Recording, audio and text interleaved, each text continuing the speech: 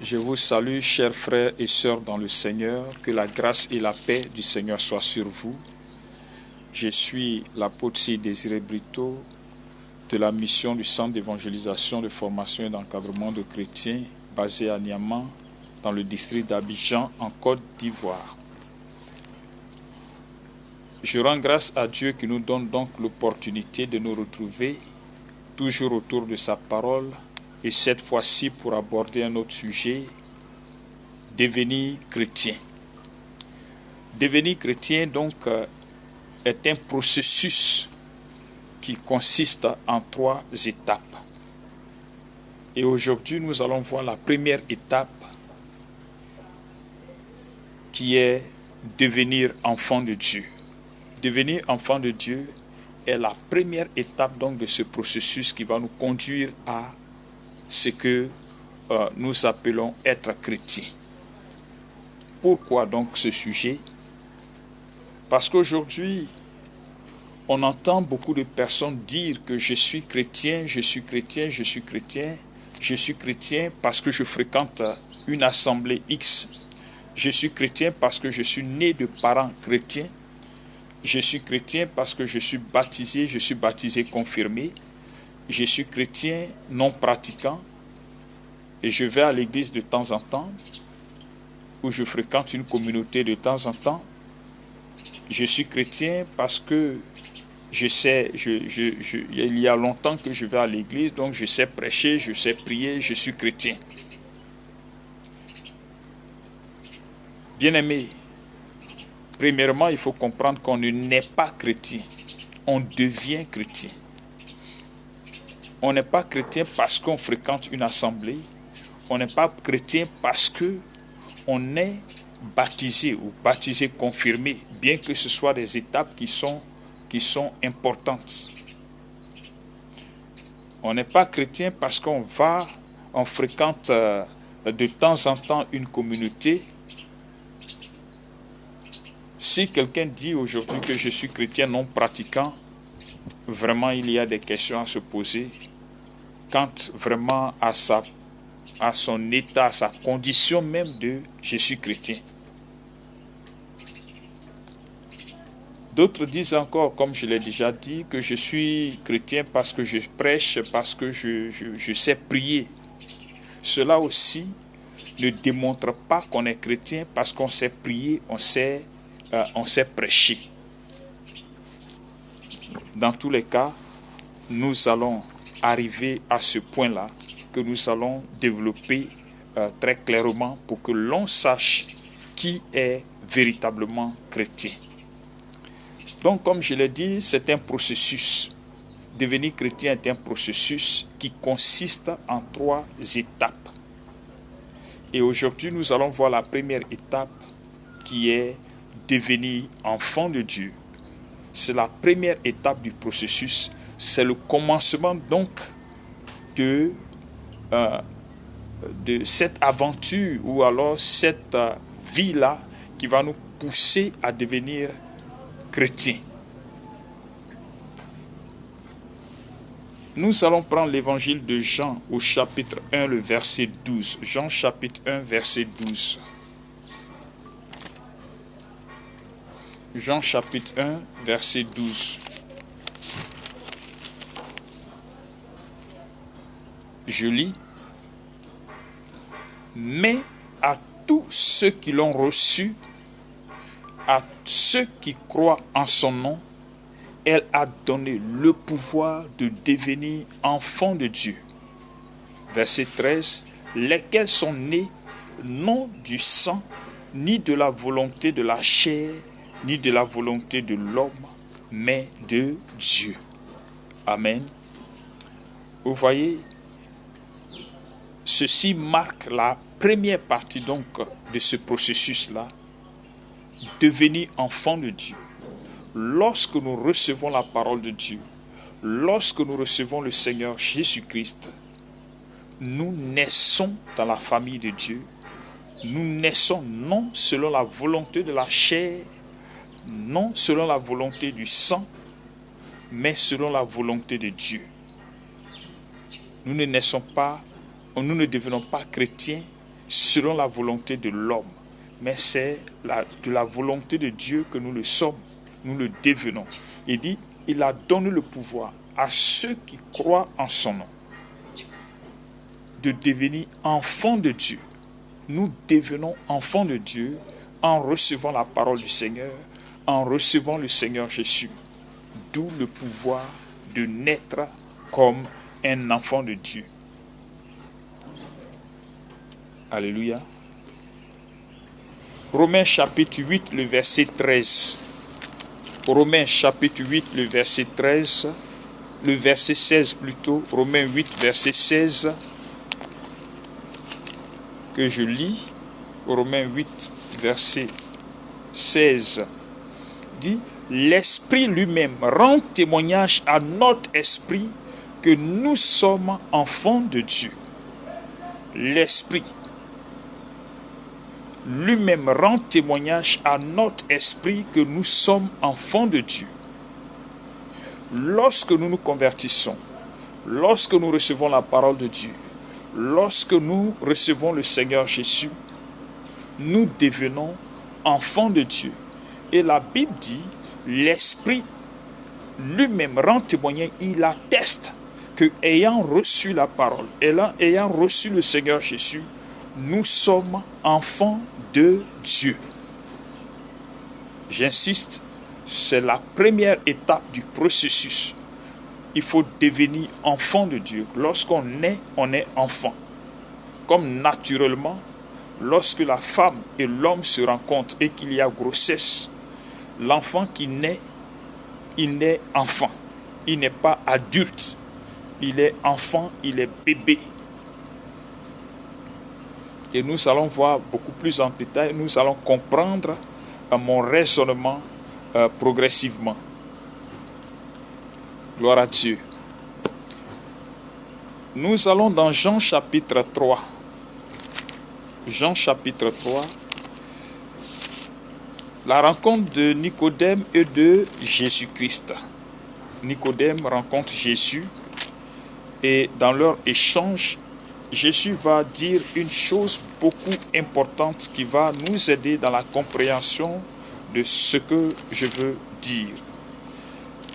Jean chapitre 3 à partir du verset 3, Jésus lui répondit, en vérité, je te le dis, si un homme ne naît de nouveau, il ne peut voir le royaume de Dieu.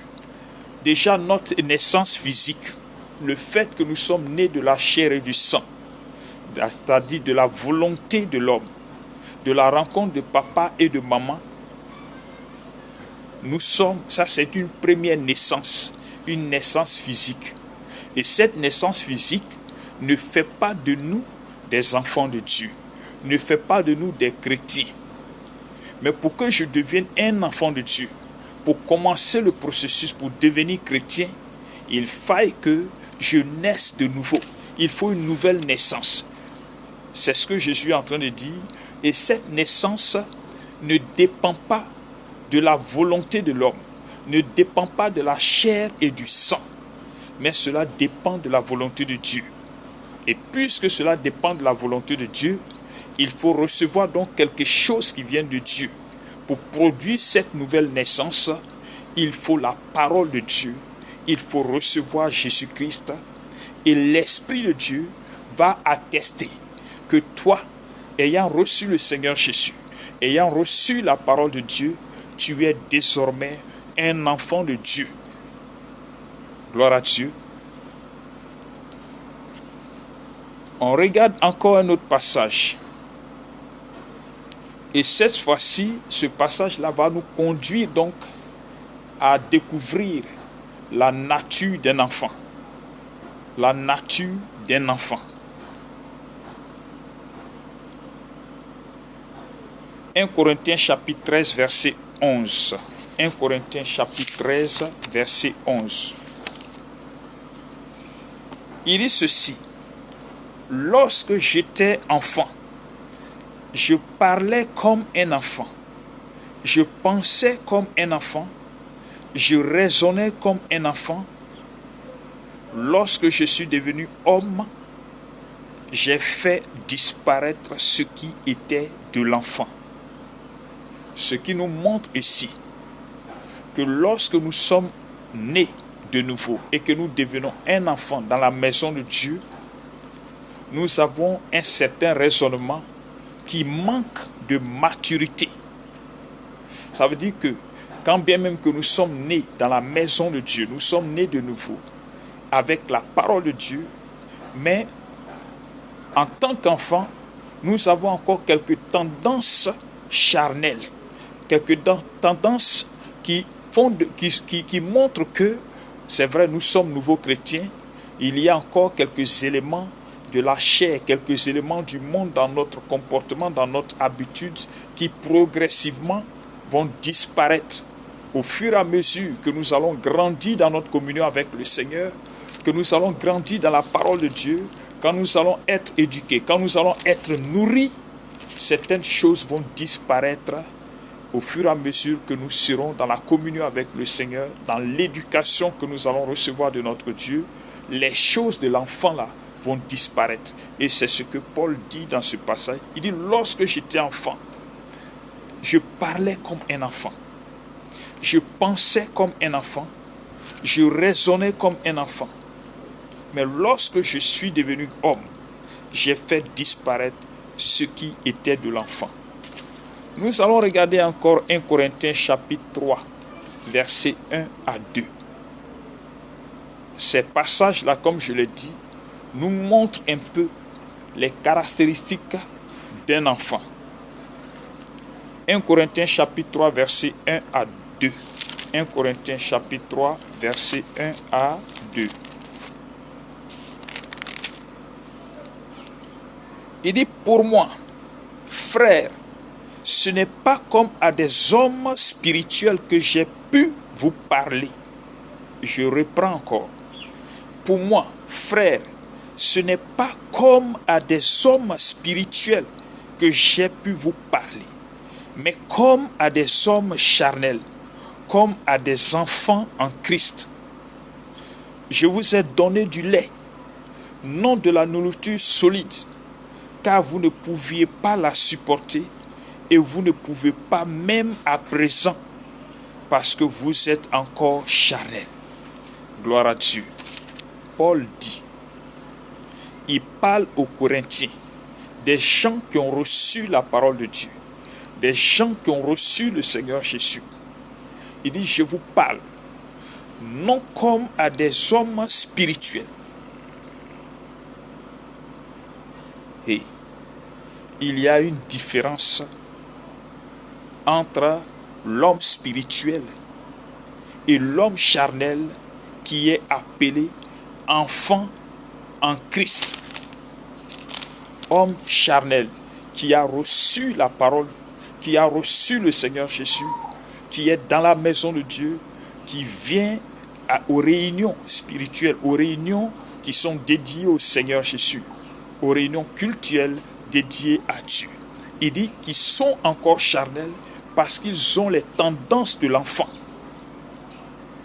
Ils agissent comme des enfants. Donc pour eux là, il leur parle pas comme à des hommes spirituels.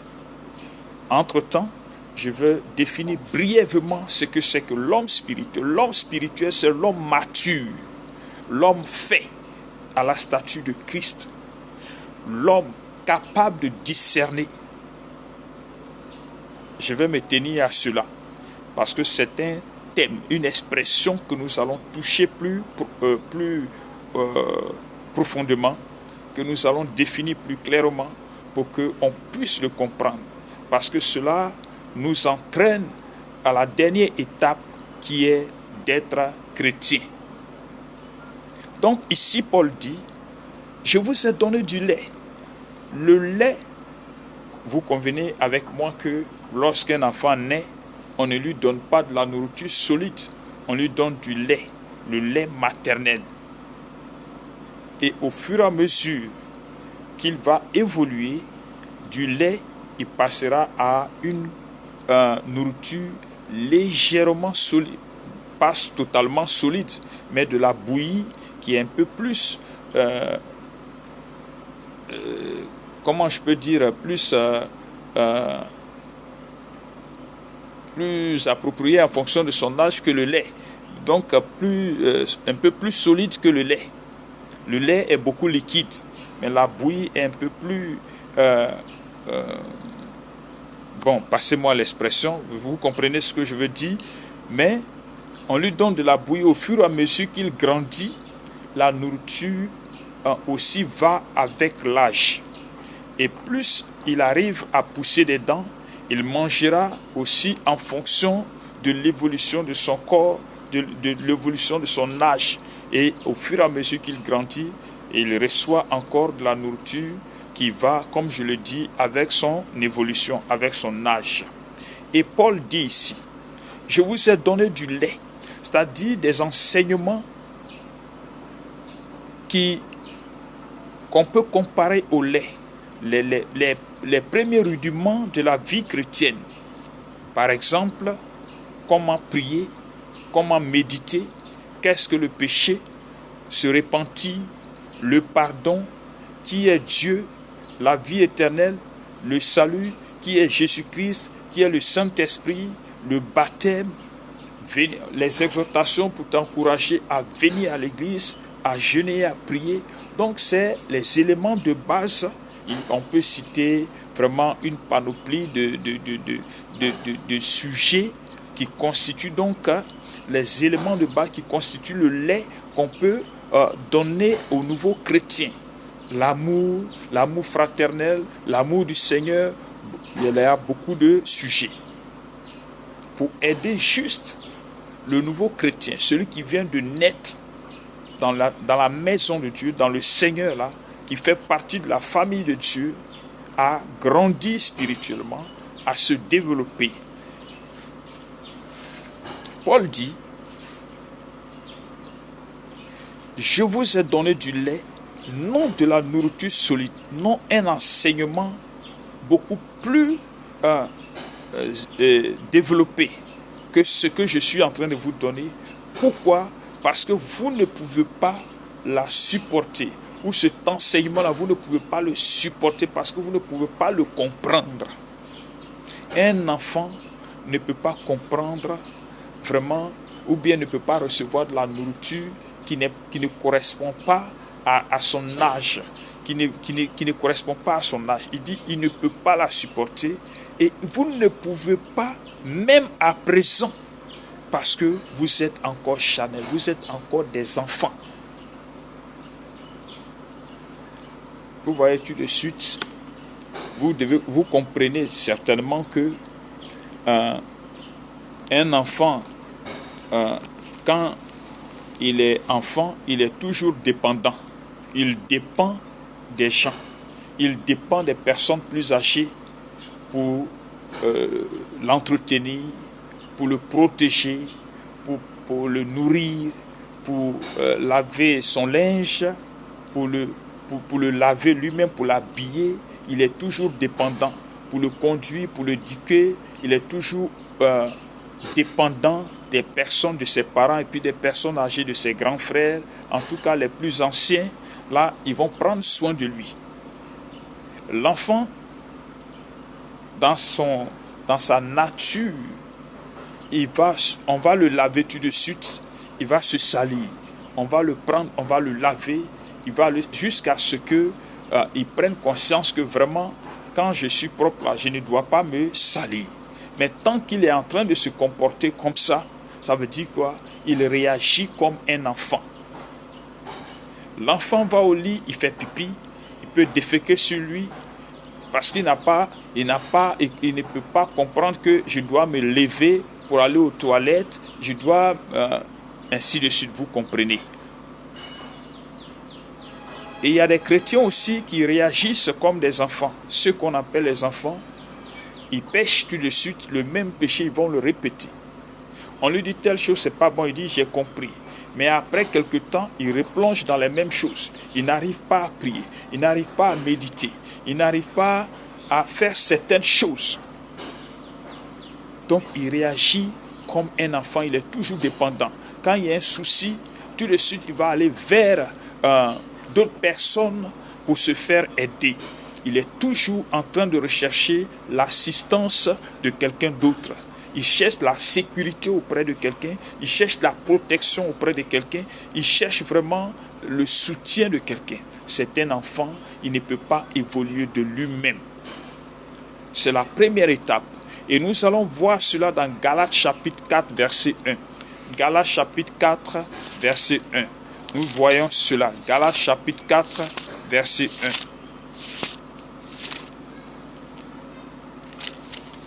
Galates chapitre 4, verset 1. Je lis. Or, aussi longtemps que l'héritier est enfant, je dis qu'il ne diffère en rien d'un esclave, quoiqu'il soit le maître de tout. Mais, le verset 2, il est sous des tuteurs et des administrateurs jusqu'au temps marqué par le Père. Nous aussi, verset 3, de la même manière, lorsque nous étions enfants, nous étions sous l'esclavage des principes élémentaires du monde. Hey, je crois que c'est très clair ici. Aussi longtemps que l'héritier, quand bien même il soit propriétaire des biens de ses parents, aussi longtemps qu'il est enfant, il est sous la tutelle d'un administrateur. Il est sous la tutelle de quelqu'un. Quelqu'un prend soin de lui. Quelqu'un s'occupe de lui. Quelqu'un le dirige. Quelqu'un le conduit jusqu'à ce qu'il devienne mature afin de prendre possession de son héritage. Et Paul dit au verset 3, nous aussi, de la même manière, lorsque nous étions enfants, nous étions sous l'esclavage, c'est-à-dire sous la domination. Et lorsque tu es enfant spirituel, il y a encore des choses qui contrôlent ta vie, qui te dominent. Bien que tu sois dans la maison de Dieu, il y a certaines tendances de la chair qui réapparaissent, qui agissent dans ta vie, et on voit que vraiment tu as besoin d'être aidé, tu as besoin qu'on prenne soin de toi, tu as besoin d'être assisté, tu as besoin d'être conduit dans bien de choses pour que tu puisses progresser, pour assurer ton évolution spirituelle. Bien-aimé, tu es un enfant spirituel, ça c'est la première étape. Il faut comprendre que dans le processus, c'est cette première étape que nous devons franchir, nous devons dépasser. Il y a des personnes qui sont dans la maison de Dieu depuis plusieurs années, comme les Corinthiens, dont l'évolution est stagnante, dont l'évolution est statique, là, à ce niveau. Ils sont toujours enfants spirituels, ils sont toujours des enfants, des hommes charnels, ils sont toujours comme des bébés dans la maison de Dieu, dans la famille de Dieu. Ils n'évoluent pas parce que leur comportement ressemble à celui des enfants. Il faut toujours qu'on prie pour eux, il faut toujours qu'on leur apprenne, qu'on leur demande, est-ce que tu as mérité, est-ce que tu as prié, est-ce que tu as jeûné, qu'est-ce que tu comprends. Ils n'arrivent pas à faire des choses, à prendre des initiatives. Ils sont toujours là au stade d'enfants spirituels. Ils sont assis, ils regardent les autres faire. Non, il faut dépasser ce niveau. Et je souhaite que toi qui m'entends, toi qui m'écoutes, tu puisses dépasser ce stade-là, tu puisses dépasser ce niveau pour aller à un niveau plus élevé, à un niveau il faut que tu progresses, c'est ce que je veux dire, il faut que tu progresses. Et la prochaine étape, après l'étape de l'enfance, c'est devenir disciple. Et nous verrons plus tard, dans les prochains jours, la deuxième étape, devenir disciple. Ce sera la deuxième étape du processus qui va nous conduire donc à devenir chrétien. De l'enfance, il faut devenir disciple. Amen.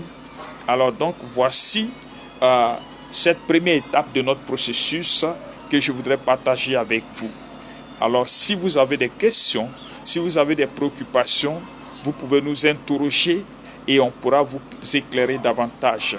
Que le Seigneur vous bénisse, que sa grâce soit sur vous et je veux que vous soyez vraiment disposés à apprendre afin de passer à la prochaine étape. Et je ne voudrais pas que vous restiez à ce stade-là, que la grâce et la paix du Seigneur soient sur vous. Donc nous attendons vos réactions, nous attendons que vous vous abonniez également. Nous attendons aussi que vous puissiez liker et partager aussi ce temps de partage-là.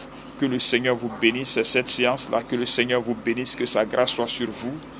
Alors, vous pouvez nous joindre au 225 77 29 11 32, 225 44 06 95 27, 225 42 90 01 58.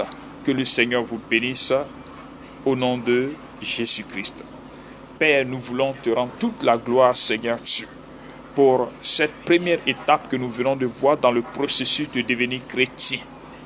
Notre Père, notre Dieu, lorsque nous recevons la parole de Dieu, lorsque nous recevons Jésus-Christ, nous devenons enfants de Dieu, non selon la chair et le sang, non selon la volonté de l'homme, mais selon la volonté de Dieu.